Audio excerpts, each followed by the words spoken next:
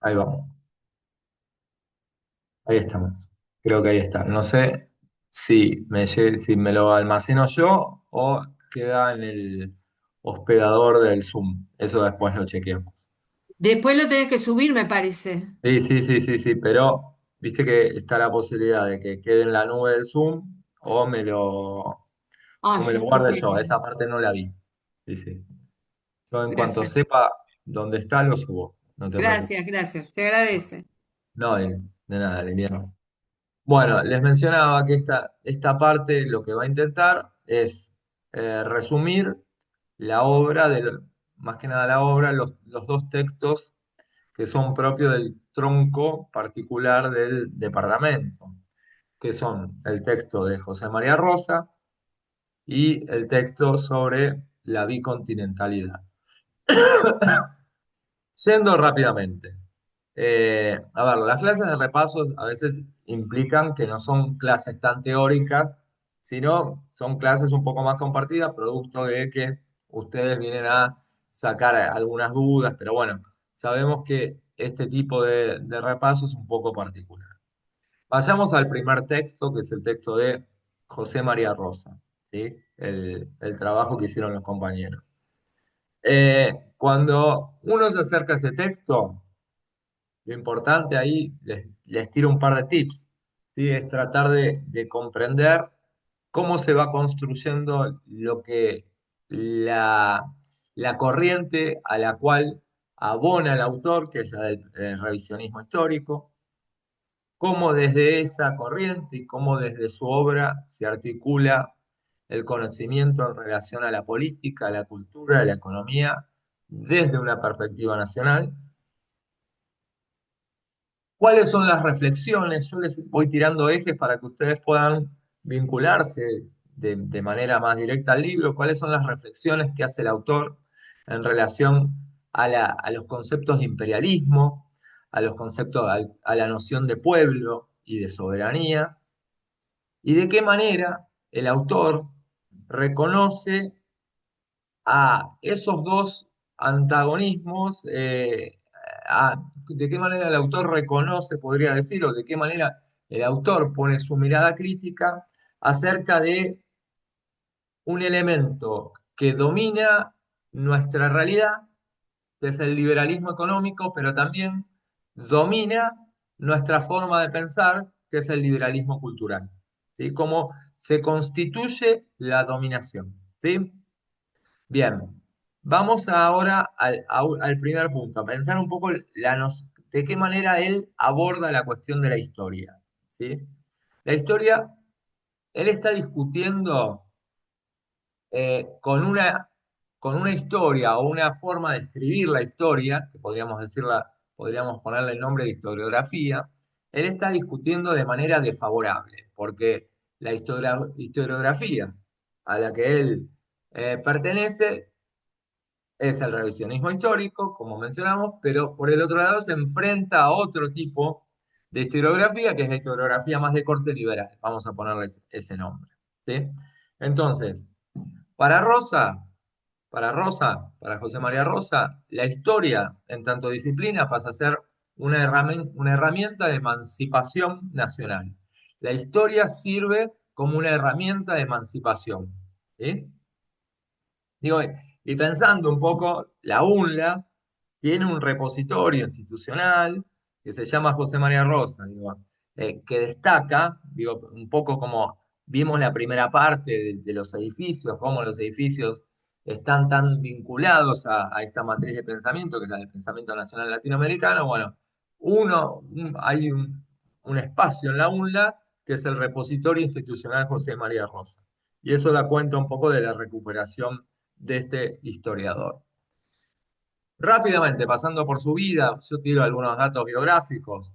El historiador nace en 1906 en Buenos Aires, es abogado, es docente universitario, fue diplomático, fue militante político, fue perseguido por su militancia política, fue encarcelado por la dictadura que dio el golpe institucional democrático al gobierno de Juan Domingo Perón en 1955 y fue exiliado, con lo cual vivió la historia de cerca. Cuando uno atraviesa esas vivencias del exilio, de la persecución, vive la historia de cerca, ¿sí? Para que tengamos en cuenta. Entonces, Rosa, en tanto intelectual, uno podría decir que es producto de todo lo que pasó en su vida, es un intelectual comprometido, ¿sí? Bien, pensemos algunos de los rasgos del pensamiento de José María Rosa, ¿sí? Y de cómo construye historiografía, cómo construye historia. En primer lugar, Rosa es un tipo, es un historiador muy riguroso y muy serio en su disciplina. Es una persona que acude permanentemente para discutir con la otra historiografía, con la historiografía de corte liberal o con el relato de la historia oficial, acude permanentemente a fuentes documentales. Es un historiador riguroso. Revisa archivos, revisa documentos, revisa fuentes originales. Esto se respalda en su gran obra, que fue Historia Argentina, una obra de 13 tomos, que los críticos dicen que es una obra de características monumentales, ¿sí? Porque lo principal ahí es recuperar la perspectiva histórica del pueblo y de los caudillos, ¿sí? Rosa tiene una frase que dice, prescindir de la historia de un pueblo es separarse del alma de una comunidad. Una frase que lo pinta un poco de cuerpo y alma, por decirlo de alguna manera. Y José María Rosa va a plantear una manera de comprender la historia que está íntimamente ligada en el descubrimiento de un antagonista que permanentemente, en el momento que estudia historia José María Rosa, o en el trayecto histórico que decide estudiar José María Rosa, es el enemigo fundamental, que es el rol del imperialismo, siglo XIX y siglo XX.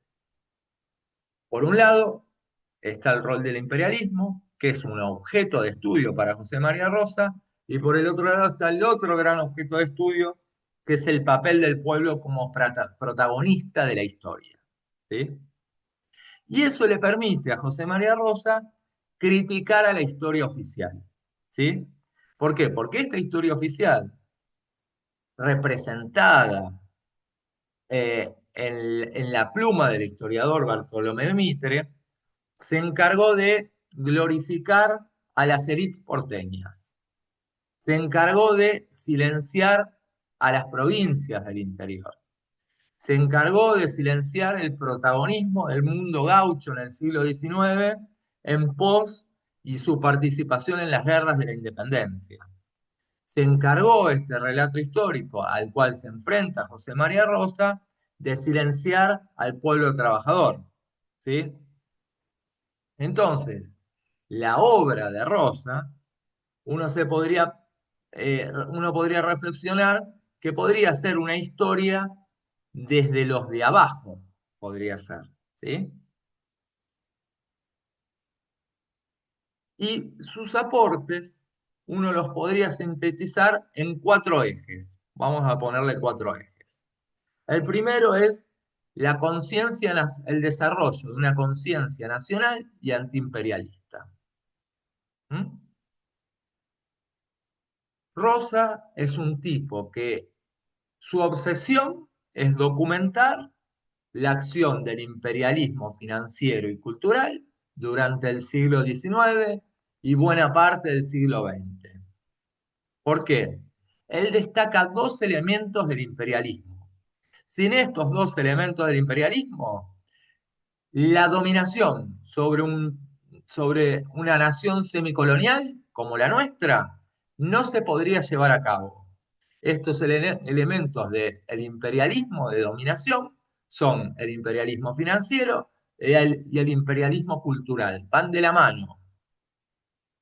Emanan del mismo actor, del mismo ejecutor. Y los dos, si bien aparecen de forma independiente, actúan de forma conjunta.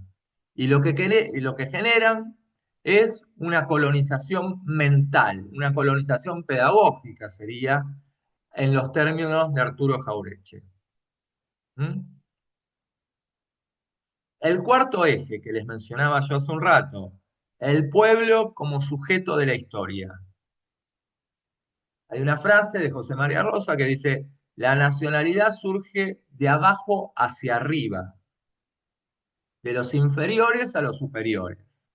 Por eso Rosa reivindica a los sectores populares, reivindica a los gauchos, reivindica a los pueblos, a lo que hoy podríamos llamar como pueblos originarios, reivindica a las montoneras del siglo XIX, es decir, la forma de organización, de resistencia que tenían los caudillos del interior de las provincias en relación a la ejecución del opresor liberal porteño.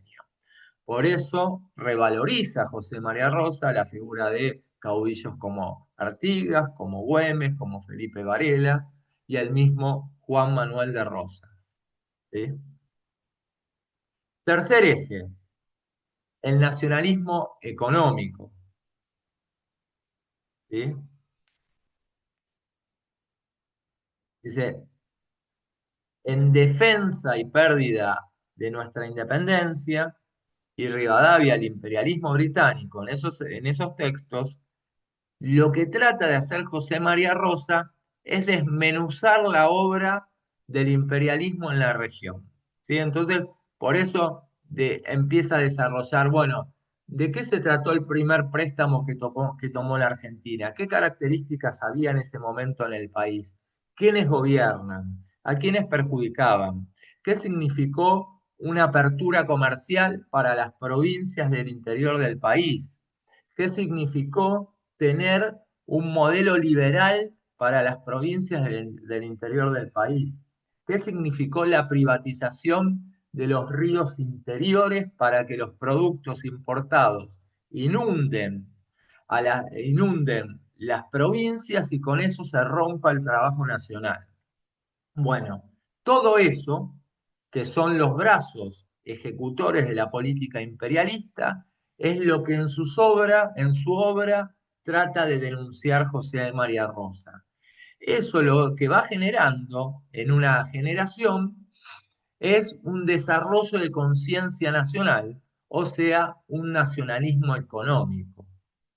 Y ahí es posible entonces, uno, esto que escribe José María Rosa a mediados del siglo XX, producto de su estudio en relación al siglo XIX, uno podría preguntarse, tiene una total vitalidad en el presente, uno podría preguntarse qué relación existe o existió entre la dependencia económica del siglo XIX y la del siglo XX o a la actualidad o en estos días lo que está ocurriendo.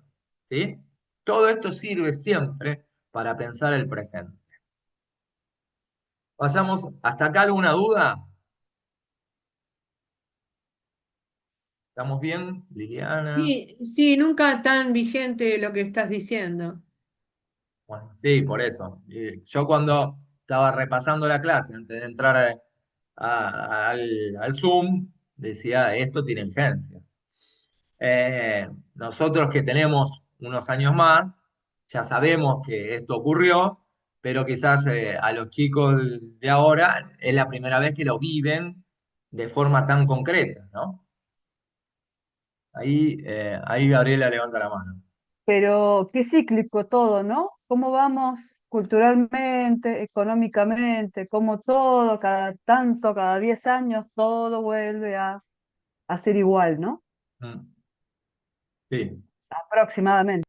No, no, no, sí, sí, yo estoy de acuerdo. Yo eh, a veces pienso que apenas tenemos 200 años y como que las potencias milenarias se abusaron de nuestras peleas internas, viste que siempre hay. Fue una gran familia que no nos llegamos a conocer y como que se metieron los de afuera, metieron cizaña, así a grandes, como que se abusaron no sé, no De les Martín dieron Fierro. tiempo a nuestros ancestros a organizarse. el Martín Fierro, si se pelean los de adentro, los devoran los de Sí, afuera. sí. Sí. También algunos de adentro hacen todo lo posible para que los de afuera ingresen, ¿no? Exacto. Sí, sí, la oligarquía ya se sabe. Este, bueno, si uno ve hoy, no sé si vieron las declaraciones de Trump en relación a cómo la estaba pasando Argentina, dijo Argentina está muerto o algo así. Eso me imagino que tendría que generar un repudio y una indignación de todo el arco político, más allá de cualquier partido, ¿no? Bueno, eh, a ver, y vamos al cuarto eje, que es el de unidad latinoamericana. Cuando digo ejes, son preocupaciones teóricas de la obra de José María Rosa. ¿Sí? Entonces, la última preocupación, de acuerdo a lo que uno podría identificar en el documento que tienen ustedes, es el de unidad latinoamericana. Entonces, Rosa es un tipo que a la hora de analizar la historia se para desde una perspectiva de lo que Arturo Jaureche mencionaba como la patria grande. ¿Sí? Esto puede verse fundamentalmente, yo se los recomiendo, un libro que se llama La Guerra del Paraguay y las Montoneras en Argentina, ¿sí? Donde denuncia la guerra contra el Paraguay, que Rosa la adjudica fundamentalmente a la obra del imperialismo británico. ¿Sí? Cómo el imperialismo británico es capaz de desencadenar una guerra en el Paraguay uniendo a tres países como Argentina, Brasil y Uruguay contra el Paraguay. Esto se daba fundamentalmente porque el Paraguay tenía un desarrollo industrial, una potencialidad industrial que desafiaba a las órdenes del imperialismo británico en la región. Era como la oveja negra del imperialismo británico en la región. Paraguay tenía el primer trazado de ferrocarril de características nacionales, las primeras fábricas de fundición de hierro, es decir, las primeras metalúrgicas. Entonces, en economías Y no donde el tenía deuda. imperialismo británico las estaba moldeando para que sean meras fabricantes de materias primas, el Paraguay era un mal ejemplo. Se debía terminar con ese ejemplo del Paraguay. Por eso convoca al imperialismo británico un poco para enemistar a los hermanos, como mencionaban recién las compañeras, convoca o financia la guerra al imperialismo británico para que se inicie lo que se llamó como la historiografía oficial, la llamaba la Guerra de la Triple Alianza, la historiografía revisionista la llamó la Guerra de la Triple Infamia. ¿Sí? Bueno, ahí aparece el eje de la unidad latinoamericana. ¿Mm? Eso es lo que dice Liliana, exactamente. Divide y reinarás. A ver, entonces, es un texto que si lo leen producto de todo ya lo que leyeron a principio del cuatrimestre, les va a resultar familiar. Digo, basta con leer un poco de Manuel Ugarte, pero sobre todo me parece que hay un gran diálogo entre la obra de Arturo Jaureche y la obra de José María Rosa. Ahí hay diálogo, más allá que hay también con la de Scalabrini, pero me parece que el match más directo funciona por ahí. En síntesis, uno podría decir que José María Rosa no solamente fue un historiador, sino que su preocupación fundamentalmente está vinculada a la promoción del desarrollo de una conciencia nacional, producto de contar una historia desde otro lugar a cómo estaba contada. Si la historia omitía a los sectores populares, la historia oficial omitía el accionar del imperialismo en el siglo XIX. Piensen ustedes, por ejemplo, cuando la historia oficial también uno la puede ver en cuadros, en monumentos. Cuando uno le mostraban cuadros de la independencia, aparecía únicamente de la revolución, de las revoluciones por la independencia, aparece únicamente la figura de San Martín aislado cruzando los Andes y no aparece el ejército de los Andes, ¿sí? Un hombre solo, más allá del genio militar, no podía nunca liberar Chile y posteriormente el Perú. Entonces hay una omisión acerca de el rol del pueblo en la historia argentina, ¿sí? Por parte de la historiografía liberal. ¿Por qué? porque siempre la historiografía liberal, en términos de el presente, siempre tuvo miedo a la participación del pueblo en la política. ¿Mm? Entonces, en la obra de Rosa uno puede ver el pasado, el presente y el futuro. Un poco conversábamos esto con las compañeras, ¿sí? Eh, Uno puede ver de qué manera el imperialismo se presenta con armas, se presenta bajo la dominación económica y también bajo la dominación cultural. Digo, el imperialismo no podría desarrollarse de la manera que se desarrolla sin el sostenimiento cultural. ¿Mm? Sin un sostenimiento cultural que neutralice o garantice la dominación imperial. Dice José María Rosa, el dominio extranjero penetró primero en el espíritu antes que en la materia. Vayamos a el texto de la Antártida.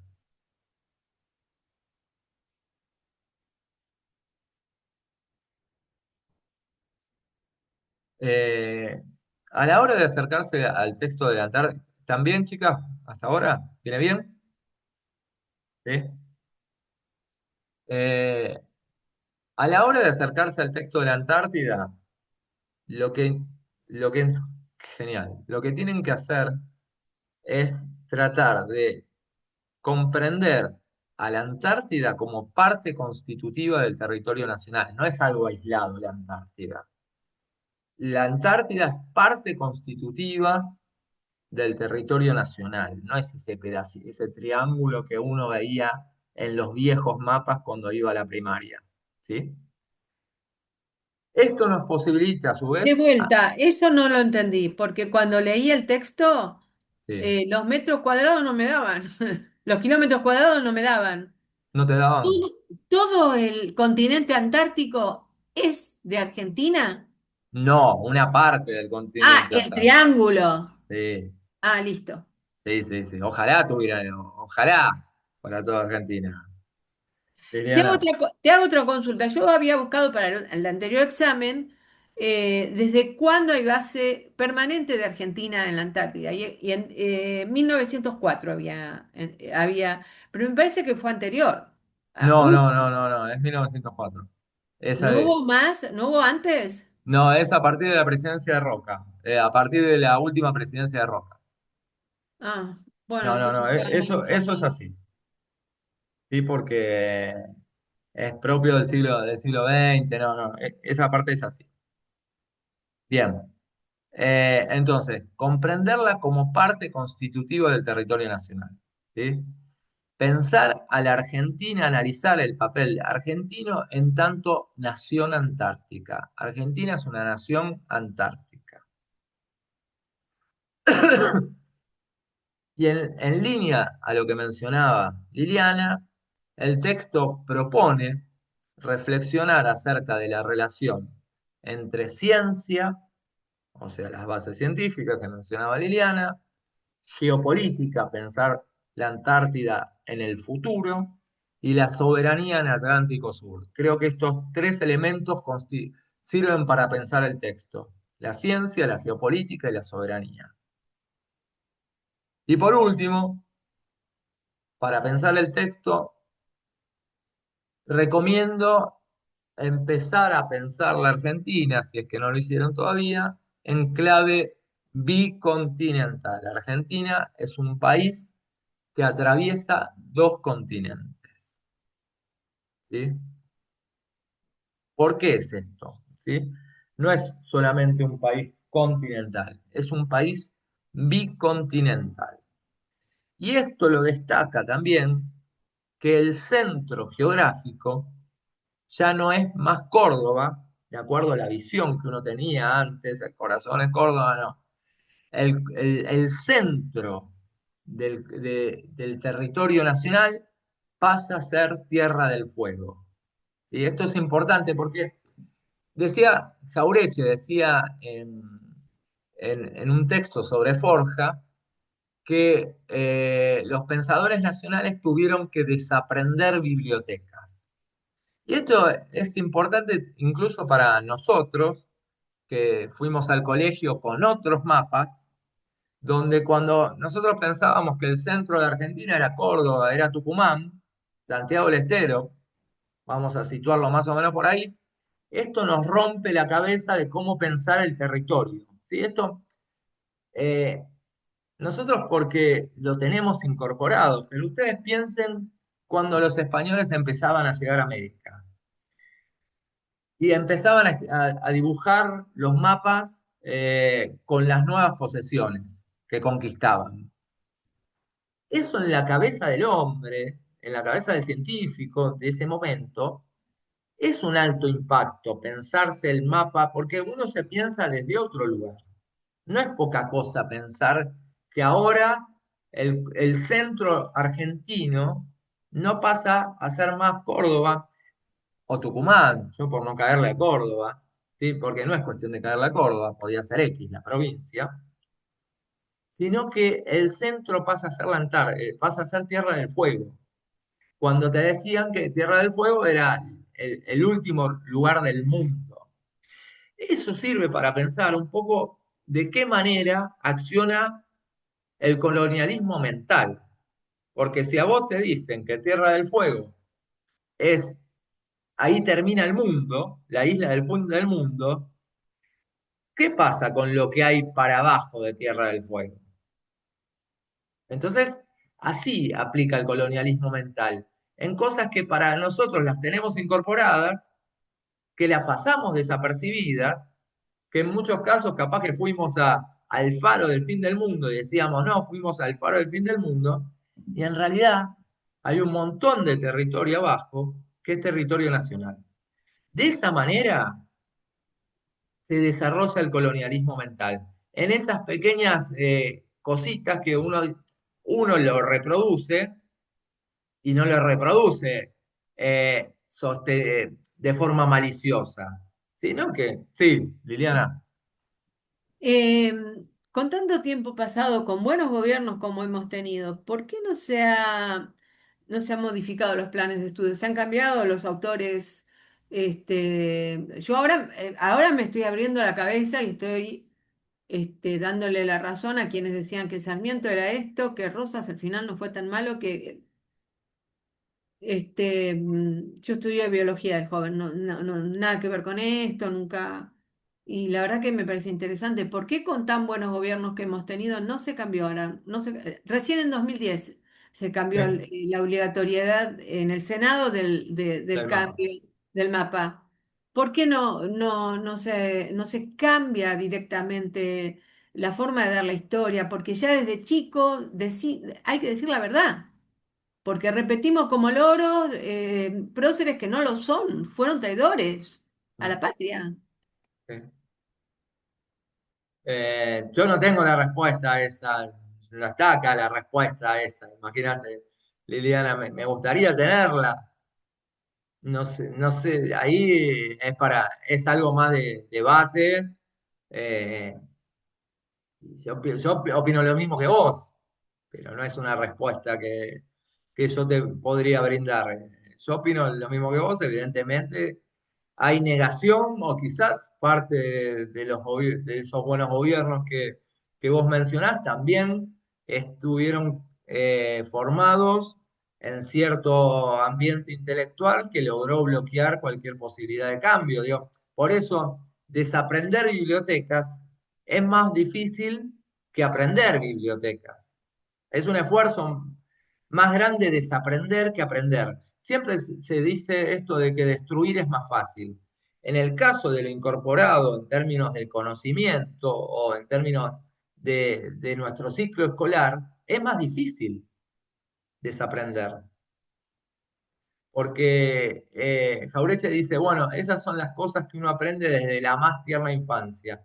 Y viste que yo tengo un nene chiquito y aprende todo enseguida porque uno dice, claro, tiene ese disco rígido vacío, incorpora, incorpora, incorpora.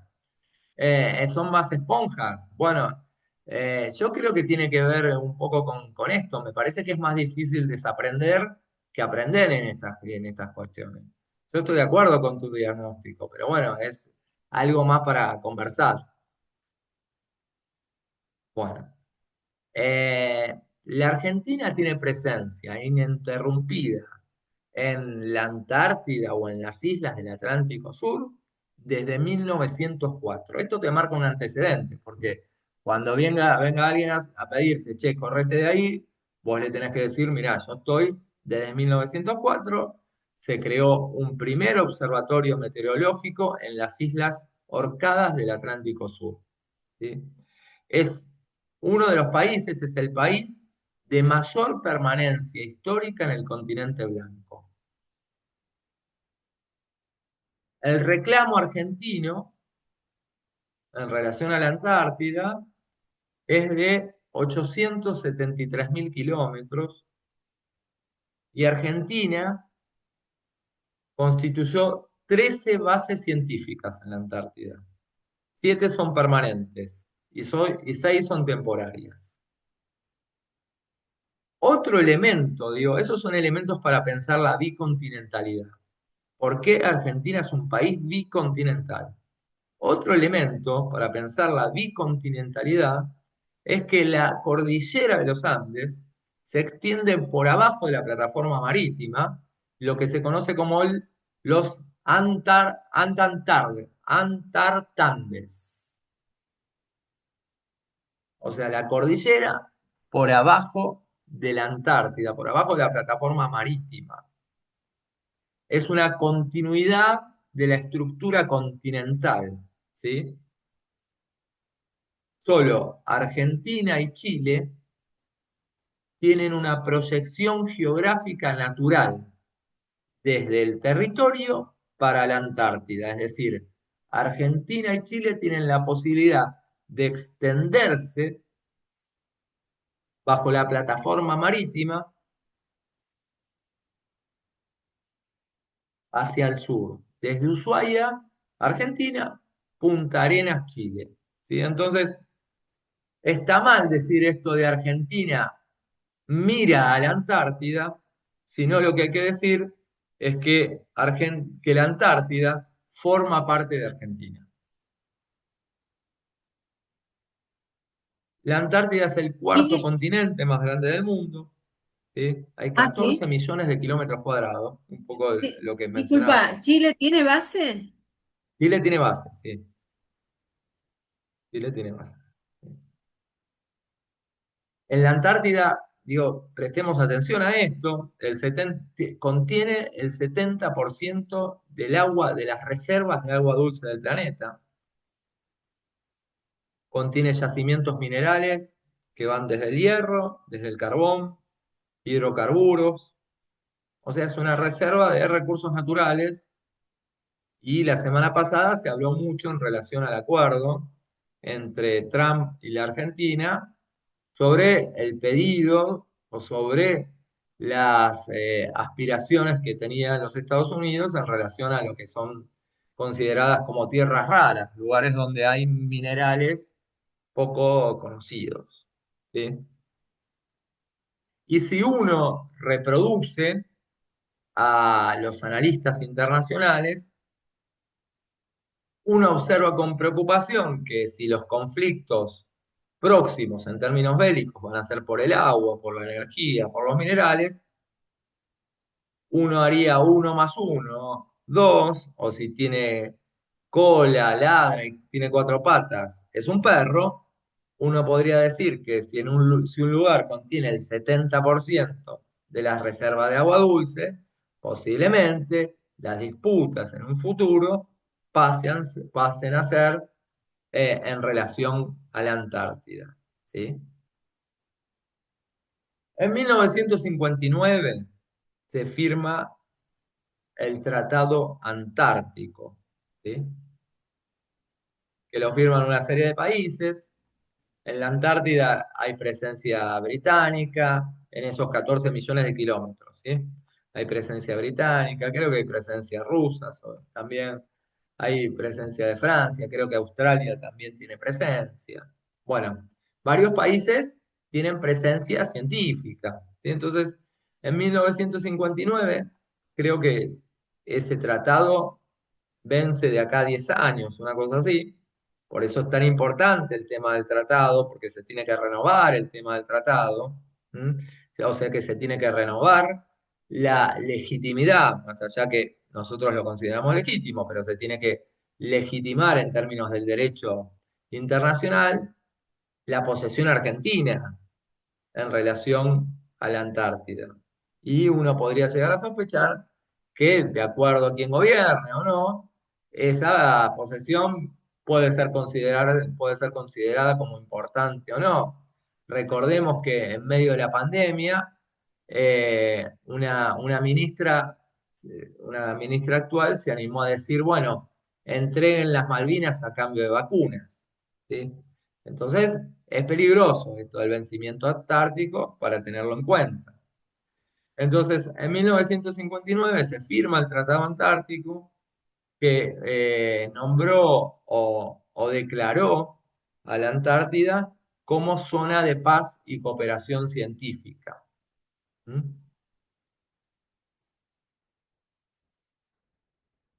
Entonces uno podría pensar a la Antártida como una zona de paz, de investigación, de protección ambiental, donde la presencia científica argentina, por suerte, es permanente, ojalá que lo siga siendo, pero también esa presencia científica, a lo largo del tiempo, debe ser visto como un ejercicio de soberanía moderno, es decir, donde está la ciencia, está el Estado, donde está el Estado, está la protección de esa tierra, ¿sí? Entonces, si la ciencia si la presencia científica fue permanente, uno se podría hacer la pregunta, ¿puede la ciencia ser una herramienta de soberanía nacional? Yo entiendo que sí, digo, porque gracias a la ciencia, Argentina sostuvo su presencia en 14 bases científicas, ¿sí? En términos de amenaza, la amenaza más fuerte que hoy sigue teniendo la región de la Antártida y el Atlántico Sur, ¿sí? Es la presencia del colonialismo británico. ¿Sí?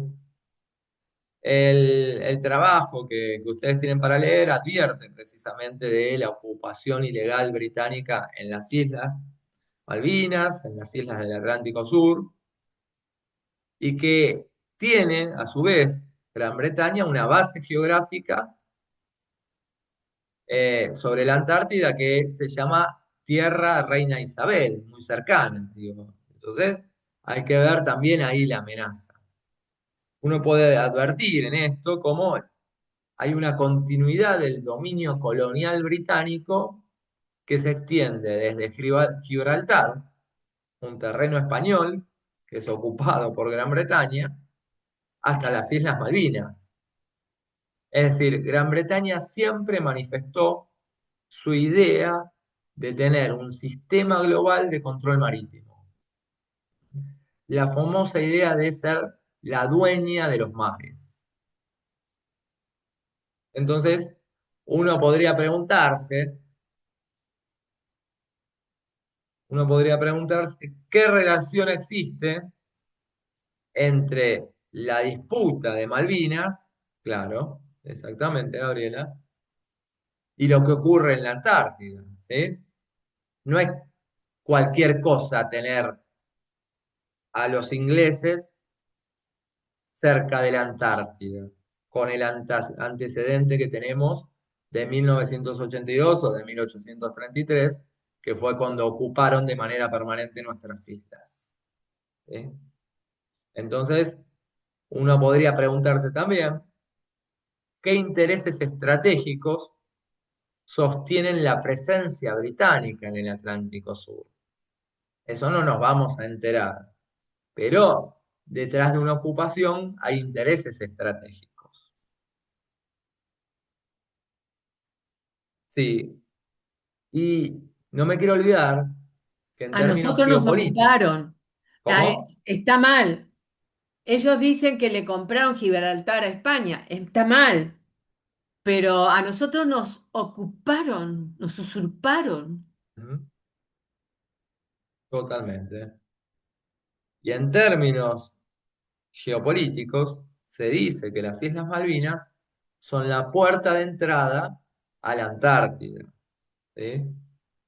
Entonces, por eso es tan importante la relación, por eso hay una relación directa entre lo que ocurra, el conflicto de Malvinas, y la Antártida, más teniendo en cuenta el vencimiento del Tratado Antártico. Eso ya debería haber una mesa por parte de nuestra Cancillería preocupada en relación a argumentar, porque seguramente haya un tratado antártico, un nuevo tratado antártico.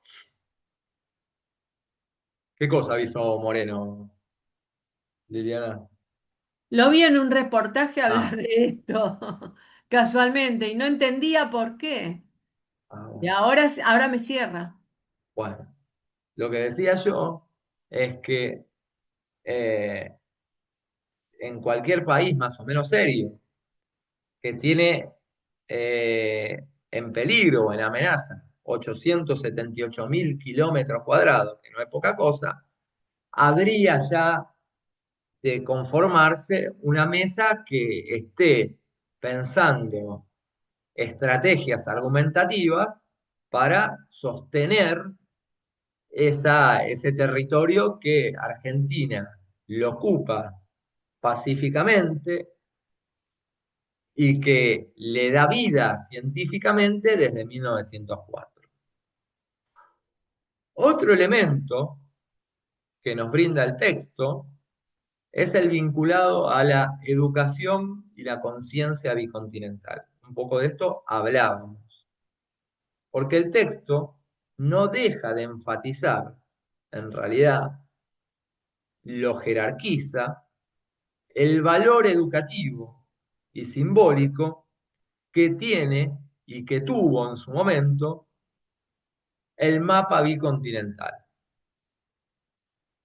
En este punto uno podría decir que enseñar el territorio en las escuelas, enseñar el territorio completo en las escuelas, es la forma más nítida de formar una conciencia ciudadana soberana. ¿Sí? Es querer lo tuyo, de cierta manera, es tomar dimensión de lo que es argentino. Mientras muchos países se desesperarían por tener el territorio que tenemos nosotros, las potencialidades naturales que tenemos nosotros, pareciera que algunos gobernantes nuestros no toman en cuenta esa potencialidad. Por eso es tan importante generar una conciencia ciudadana soberana. La escuela genera ciudadanía. Y una forma de generar una ciudadanía soberana es tomar en cuenta esto que mencionábamos hace un rato. Argentina, un país bicontinental. ¿Qué significa ser bicontinental? ¿Cuáles son los peligros que corre la Antártida de acá al futuro? Bueno, todos elementos que forman la conciencia ciudadana. ¿Mm? Es decir, nadie puede querer lo que no conoce. Esa es una gran frase eh, que surge también de la obra del pensamiento nacional. No se puede querer lo que uno no conoce. ¿Sí? Entonces, el mapa te invita a conocer algo nuevo o algo, en realidad más que nuevo, viene a mostrar algo que existió desde 1904 y que por determinadas razones fue ocultado. ¿Sí? El mapa, sí, se convierte en una herramienta pedagógica, en parte tiene cierta carga política, pero sobre todo es una herramienta que construye conciencia nacional, que amplía la identidad nacional. Una identidad nacional que se nutre de la soberanía, que se nutre de la cultura y que se nutre de la ciencia. ¿Sí? ¿Y hago una consulta? Dale. Yo conozco no me acuerdo si era teniente o qué, ¿no? En su juventud, mi esposo antes de ser abogado era militar, ¿no? Y fue un año a la Antártida. Y, Y bueno, después vino y se va de a un año a la claro, Antártida. Se necesita desde, no sé, especialistas en computadoras ahora hasta gente que limpie baños. totalmente. Y se hace publicidad. Maestras se necesitan también. Hay una escuela. Maestras, sí, ¿por qué no se hace publicidad, se convoca a personas civiles, aparte de militares, ¿no? Para que vayan siempre es un año, Es un porque año, sí, porque es una vida muy dura. sí es Eh, durísimo, pero es como tener posesión, ¿no es cierto? En la parte legal, ujú. este, hacer posesión, la posesión es un hecho. Presencia. Sí, sí, pero en la parte jurídica, hacer Sí, sí, por supuesto. posesión de la tierra, uno puede, ¿no es cierto? En lo común son 20 años, ¿no? Para reclamar la tierra para sí. Yo no sé en el conjunto de la comunidad cómo se reclama para nosotros, porque ya pasaron más no sé cómo es la legislación. Y Te digo bueno, en una parcela nada más. ahí hay que verlo en términos del derecho internacional y el derecho internacional está regulado en este momento por el Proyecto Antártico. Como todos sabemos, en el derecho internacional hay intereses, hay relaciones de poder. Si vos vas a, hay que preguntarse qué va a pasar cuando se firme un nuevo proyecto antártico, si vos vas con un interés soberano o vas con un interés de sumisión. Hay que verlo eso. Depende quién vaya a defender ese interés por vos. Ojalá seamos algunos de nosotros, pero capaz que no somos ni vos ni yo el día. Entonces, hay que pensar quién puede llegar a ir ahí. Es preocupante. Vos podés llegar a ir, yo ya voy a estar jubilada, así que Bueno, bueno, una forma de decir. Entonces, una herramienta de pedagogía que construye una conciencia nacional. Entonces, la Antártida uno podría decir que condensa tres dimensiones el texto, ¿no? Lo territorial, que tiene que ver con la presencia y el reclamo legítimo, producto de todos estos argumentos que mencionábamos hace un rato, la presencia, cómo se extiende continentalmente la Argentina. Eh, Otra dimensión es la científica, ¿no? El desarrollo y el conocimiento que Argentina generó para la humanidad, otra cosa que no está muy difundida, porque seguramente debe haber un montón de conocimiento, un montón de análisis, vos mencionabas biología, seguramente ahí hay biólogos que dan cuenta del desarrollo de células, de seres vivos en la Antártida. Y la otra dimensión es la cultural, ¿no? Cómo desde lo educativo se genera una conciencia de identidad nacional. ¿M? Entonces uno podría decir que la Antártida es un espacio vivo de futuro y soberanía, más que un territorio allá lejos, ¿sí? Es un espacio de futuro y soberanía, un espacio en discusión.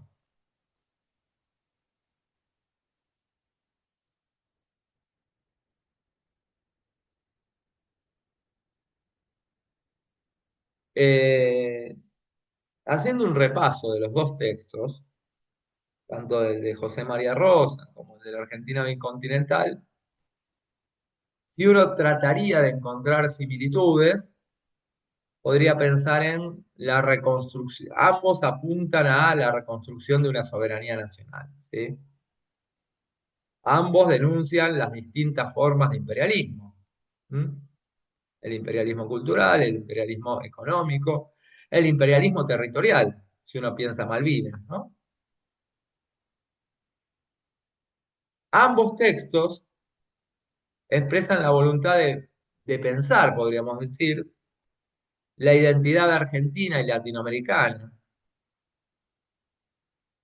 que esa identidad argentina, latinoamericana, se construye desde una mirada propia, desde una mirada emancipadora, desde una mirada situada. No se va a construir nunca una mirada situada o soberana si uno adhiere al discurso de Donald Trump en relación a la Argentina. Es imposible. Sería una mirada de sumisión y de aceptación del más poderoso. ¿Mm? Por eso es preocupante algunas cosas que suceden.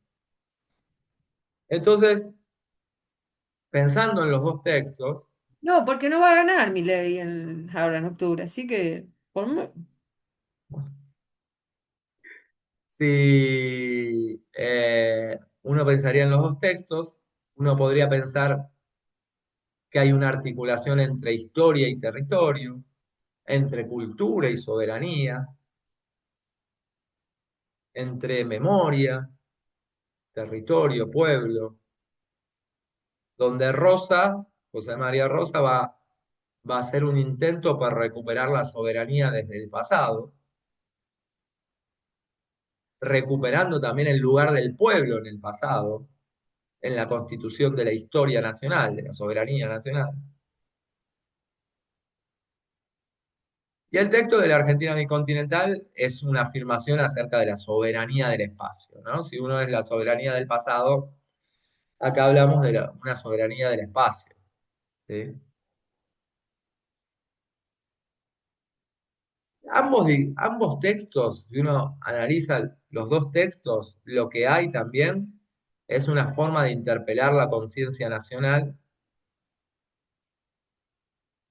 frente a nuevas o viejas formas de dominación imperial. Eso está claro, ¿sí? Pero también hay una apuesta, ¿no? Hay una apuesta en ampliar los límites de nosotros mismos.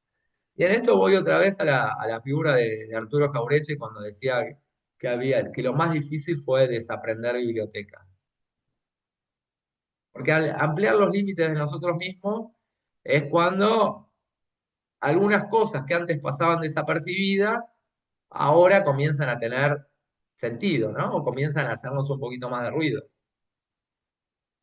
Que Argentina, el centro argentino, ya deje de ser Córdoba, nos sitúa mentalmente, ahí voy, Gabriela, nos sitúa mentalmente desde otro lugar. Por eso significa ampliar los límites de nosotros mismos.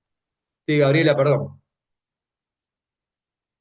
En otra materia vimos y se habló sobre la cultura económica, ¿no? Nosotros somos un país con cultura económica. Nos mueve el dólar, vamos para acá, nos mueve el dólar para allá. Se hace, o sea, vos dijiste algo recién muy importante con el tema de la memoria, ¿no? Bueno, están destruyendo todo lo que tiene que ver, ¿no? Con memoria, Ujú. que tanto costó construir. Entonces, ¿cómo hacer para las nuevas generaciones que no pase eso? Nosotros ya estamos como mayores, ¿cómo seguir sosteniéndolo para los que vengan? Está complicado, me parece. Sí, sí, sí. Eh, es muy difícil. Hay días que me agarran tu preocupación, que me muevo en función de esa preocupación. Hay otros días que tengo más optimismo también, como todos. Eh, sí, nuestro país tuvo una tradición de lucha desde siempre. Y yo creo que así como nosotros nos reflexionamos y decimos está complicado, yo creo que en otros momentos, previos a grandes momentos de emancipación, las personas también habrán dicho está complicado y de repente hay algo que te sorprende. Entonces, eso me hace ser más optimista. En la semana apareció una encuesta, yo no soy muy amigo de las encuestas, que decía que el 70% de la población rechaza el acuerdo con los Estados Unidos. ¿Sí? Ese 70% de la población no se expresa políticamente de manera uniforme, ¿sí? No votan todo lo mismo. Pero hay algo de lo cultural en relación a la conciencia acerca del dominador, el dominador imperial, que siempre estuvo vigente en nuestra nacionalidad. ¿Entendés?